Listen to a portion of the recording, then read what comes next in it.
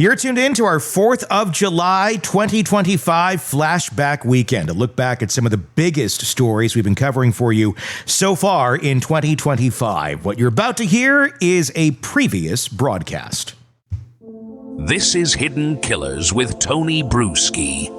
We are unpacking today the bizarre and infuriating twists of the Long Island serial killer case, a true crime cocktail shaken with equal parts disturbing mystery, police corruption, and a suspect who hid in plain sight for decades. After more than a decade of investigation, hitting dead ends, why was it suddenly so simple to put the pieces together? And was the biggest obstacle to justice actually the people who were supposed to provide it? Here to help us make sense of the behaviors, motivation, and the spectacular law enforcement missteps in this unsettling case, retired FBI Special Agent, Chief of the Counterintelligence Behavioral Analysis Program, Robin Dreeke. Robin, let's start with something that hasn't, let's start with something here that's been bugging all of us. How does a serial killer manage to live in an unassuming life for over a decade, seemingly right under law enforcement's nose, having a wife, having kids, interacting with the public, and all the while, nobody has any idea this is the guy? That's a great question, isn't it? And every one of these cases brings different individuals into play, and obviously suspects like Heuermann. But I think with him, it's kind of unique in the fact that I think I'm going to use a phraseology here that I don't think we've used before. And that is, I think he groomed society into normalcy with his behavior, because he was doing this for such a long time. And the only reason I think that is because I think he groomed his family into what was normal for him. You know, baby steps at the very beginning, as you know, James Clear talks about in Atomic Habits. He didn't go from zero to murder, zero to serial killer. It was a slow grooming from normalizing unhealthy behavior. And I think what was happening was, as he groomed his family into this, then he started grooming his community into this. He holds a good job as an architect. And so I think people start making excuses for behavior over periods of time. Oh, it's just quirky. Oh, it's just this. So I really think he groomed society into his normal behavior so they could dismiss it until it became too much. And then it's like the dam that was holding back the floodwaters finally just opened up and went goosh. But again, a lot of missteps along the way, obviously with investigators and things like that added to that ability to groom. But I really think he groomed society into his normal behavior. Like he had a sense of where he could go, who he could groom, basically, and who he could take advantage of as well. Having, I guess, knowledge of, the sex worker, community, and lack of care, I would say, from society, lack of care from law enforcement in that specific area, and really as a whole in many places.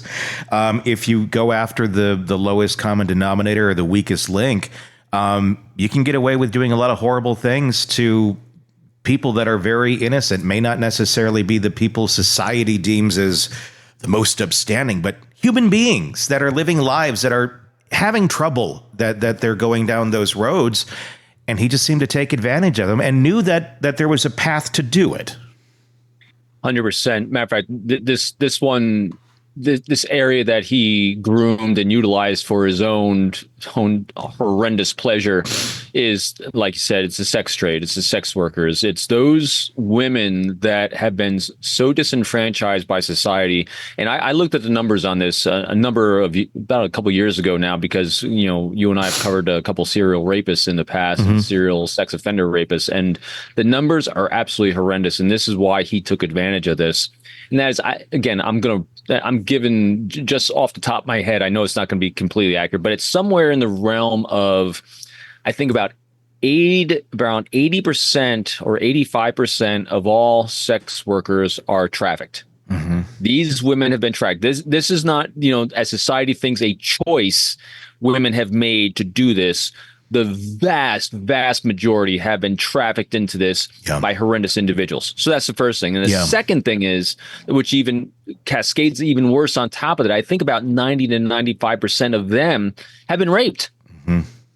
And you wouldn't think that from someone in that trade, but absolutely against their will, they've been raped. So they've been trafficked, they've been raped. And so then you take the stigma of a horrible label and you place it onto someone, you objectify the human being. So there's a lack of personalization, and it's easy for society to shove them aside. Mm-hmm. It's easy to ignore them. It's easy to take advantage of them like Heuermann was. And as we've seen allegations in law enforcement from time to time that they have too. I have covered so many cases where, for one thing, the distrust that industry will have towards law enforcement because of either being taken advantage of by law enforcement, being ignored by law enforcement, or being arrested themselves by law enforcement, that they won't volunteer information that would be in their own best interest. Mm-hmm. And also from their own side, their own people in oversight or pimps or whatever you want to call them, the fear factor is immense with this totally horrendously disenfranchised group of women.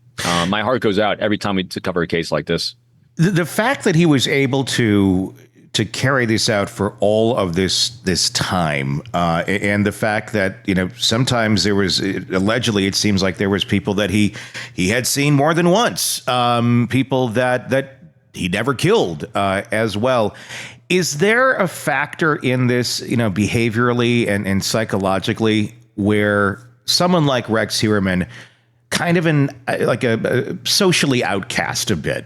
He's not necessarily the guy that's popular at the party. He's kind of looked at. I mean, we look at him now and we profile him. We look, he's kind of a big ogre guy. Before anybody knew he was, or allegedly is, the Long Island serial killer, if he is.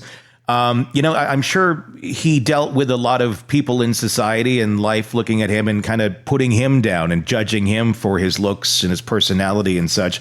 And then you have that same sort of thing going on with the disenfranchised women who have been trafficked, who have gotten into the sex trade because they don't have any other choice. Is there like a level there where there's some sort of commiserating, some sort of almost trauma bonding that goes on that allows both of those individuals to have a certain level of trust with one another that would then enable Rex allegedly to carry out the deeds that he was able to do, because both kind of being outcasts, if you will, in society? Maybe it's an interesting thought.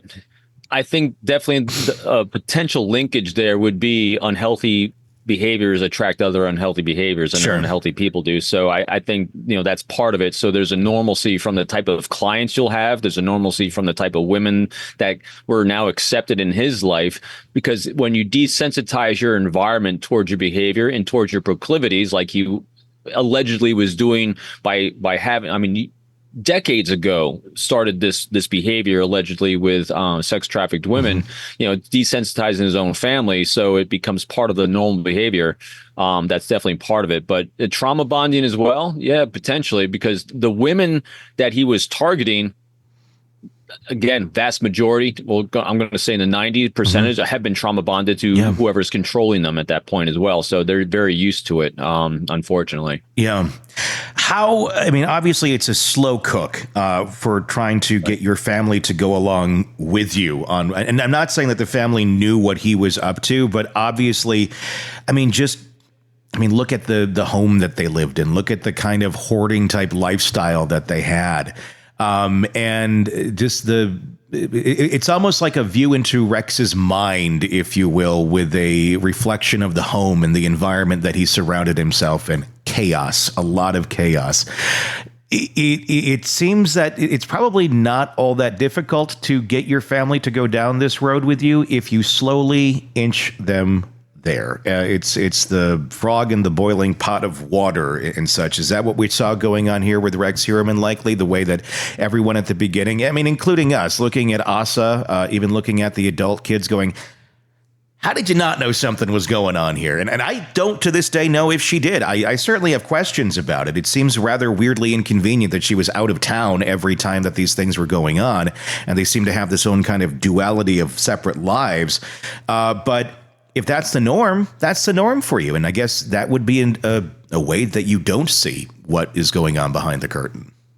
Yeah, you used the phrase going down the road with you. I don't think I would use the exact going down the road with you thought process here. What I think might have been going on is, remember, all of us are extremely predictable, all human beings, and that is we crave and we will do all behaviors we can to feel safe. And so I think what was most likely happening, again, subjective third-party conjecture on my part, not licensed psychologist and all that, but I think what was happening is if you have a wife and children that feel unsafe because of the environments or the behaviors of your spouse, your father, and all these things that you're slowly groomed into, what you're going to do is you're going to start getting reps at ignoring behavior, because observing and acknowledging that behavior would make you feel unsafe, would make you feel less than. It would do all the things that would psychologically harm you. And so we naturally start doing things to ignore that behavior. So when you start getting a muscle memory of how to ignore behaviors that you're observing, that you've been slowly groomed into, that's exactly what I think was happening. I think everything's a choice, but I don't think they were consciously at the point at the very end choosing to ignore behavior or going down a road with him. I just think they had a long decades worth of reps of learning how to feel better about themselves and feel safe in a completely unhealthy environment. Yeah, I mean, it's survival at the end of the day, and your mind will adapt to do however it needs to get by. Want more on this case and others? Then press subscribe now and don't miss a moment of true crime coverage from Tony Brueski and the Hidden Killers podcast.